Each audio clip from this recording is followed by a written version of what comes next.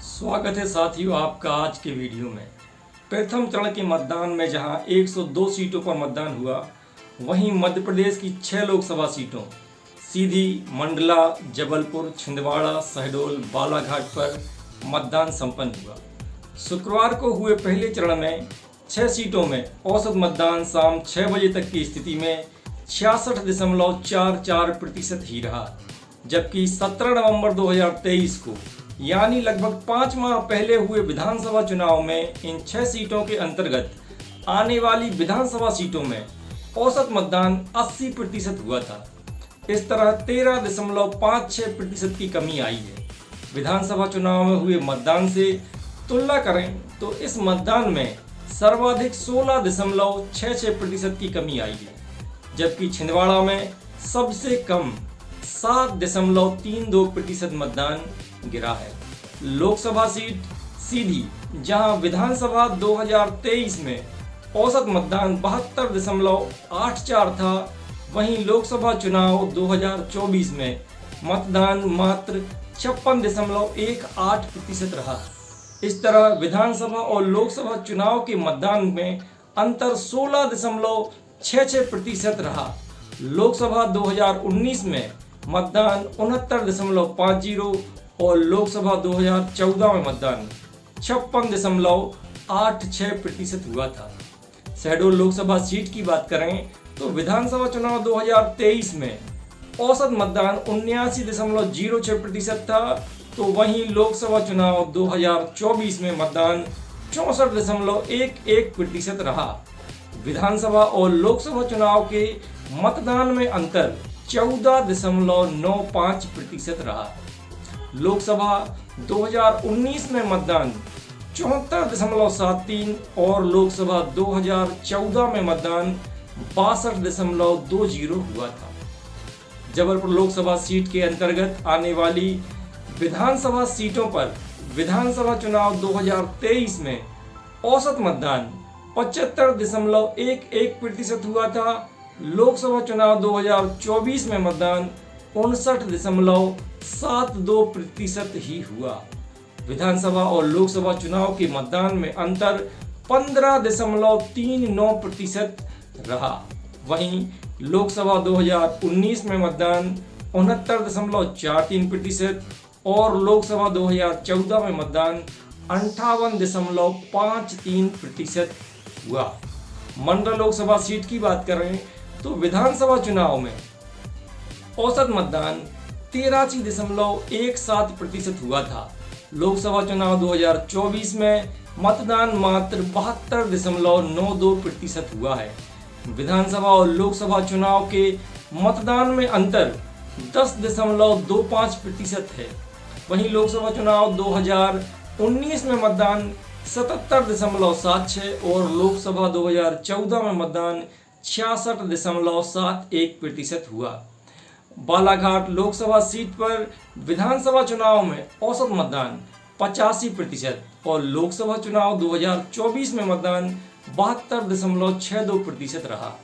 विधानसभा और लोकसभा चुनाव के मतदान में अंतर 12.4%।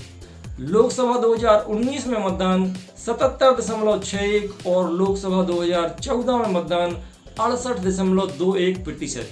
छिंदवाड़ा लोकसभा सीट पर विधानसभा चुनाव में औसत मतदान 85.99 हुआ था। वहीं लोकसभा चुनाव 2024 में मतदान 78.67 ही हुआ। विधानसभा और लोकसभा चुनाव के मतदान में अंतर 7.32 रहा।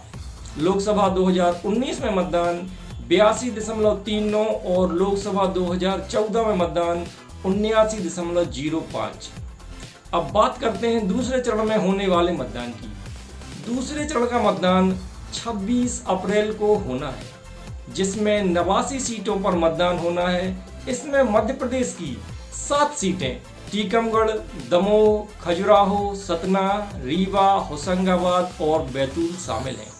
आज के वीडियो में हम बात करेंगे दमोह लोकसभा सीट के बारे में। दमोह लोकसभा में 8 विधानसभाएं शामिल हैं। दमोह, देवरी, बड़ा मलहरा, पथरिया, रहली, बंडा, जबेरा और हटा। इनमें से 7 विधानसभाओं में बीजेपी का कब्जा है और बड़ा मलहरा में कांग्रेस का। लोकसभा चुनाव 2024 में बुंदेलखंड की दमोह लोकसभा सीट पर मुकाबला रोचक हो गया है। कांग्रेस और बीजेपी के उम्मीदवार एक जमाने में पक्के दोस्त हुआ करते थे, अब चुनावी मैदान में आमने सामने हैं। बीजेपी उम्मीदवार राहुल लोधी कभी कांग्रेस में थे, पाला बदल कर वह बीजेपी में शामिल हुए हैं।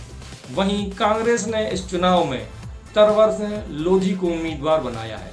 साथ ही दोनों की जाति एक ही है। बुंदेलखंड में सभी पार्टियां हर चुनाव में जातिगत समीकरणों के आधार पर प्रत्याशी तय करती हैं। लोकसभा चुनाव 2024 में मध्य प्रदेश की दमोह लोकसभा सीट फिर सुर्खियों में है। यहां भाजपा और कांग्रेस ने लोधी समाज से प्रत्याशी मैदान में उतारे हैं। खास बात यह है कि भाजपा प्रत्याशी राहुल लोधी 2018 में कांग्रेस के टिकट पर दमोह से विधानसभा पहुंचे थे। बाद में कांग्रेस छोड़कर भाजपा में चले गए थे। कांग्रेस ने यहां से बंडा से विधायक रहे तरवर सिंह लोधी को प्रत्याशी बनाया है। लोकसभा चुनाव के दौरान मध्य प्रदेश के बुंदेलखंड की दमोह सीट पर कांग्रेस और भाजपा में जुबानी जंग चल रही है।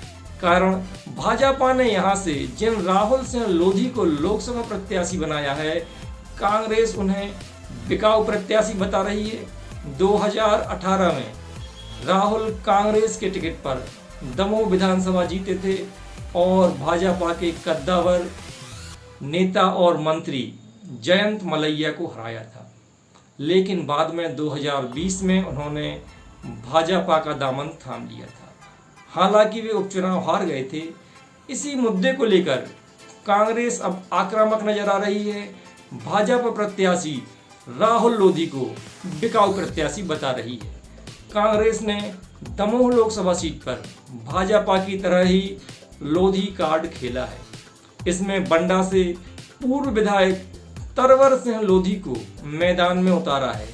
बता दें कि तरवर सिंह लोधी भी 2018 में विधानसभा में सामने आए थे और चुनाव जीते थे।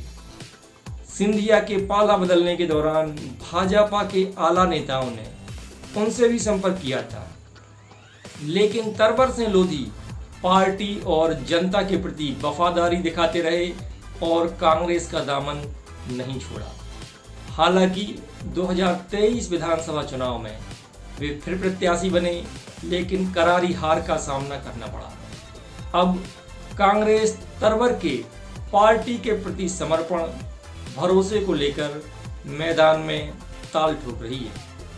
कांग्रेस के पूर्व प्रदेश कार्यकारी अध्यक्ष और पूर्व मंत्री सुरेंद्र चौधरी का कहना है कि पूर्व विधायक तरवर सिंह विपरीत समय में पार्टी के साथ बने रहे और मजबूती से खड़े रहे। पार्टी के प्रति समर्पण और भरोसे के कारण ही कांग्रेस ने उन पर लोकसभा चुनाव में भरोसा जताया है।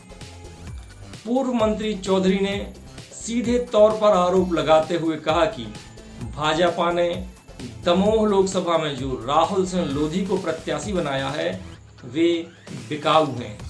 जनता उन्हें एक बार सबक सिखा चुकी है, अब दोबारा जनता उन्हें बाहर का रास्ता दिखाएगी। बुंदेलखंड की दमोह लोकसभा सीट के तहत दमोह, पथरिया, हटा और जवेरा के साथ साथ सागर जिले की रहली, देवरी और बंडा सीट सहित छतरपुर जिले की बड़ा मलहरा विधानसभा भी शामिल है। जातिगत समीकरणों पर नजर डालें तो इन सभी सीटों में लोधी समाज की बाहुल्यता है। 2008 में परिसीमन के बाद से दमोह लोकसभा पर भाजपा का कब्जा है और लोधी प्रत्याशी ही यहां से जीतता रहा है।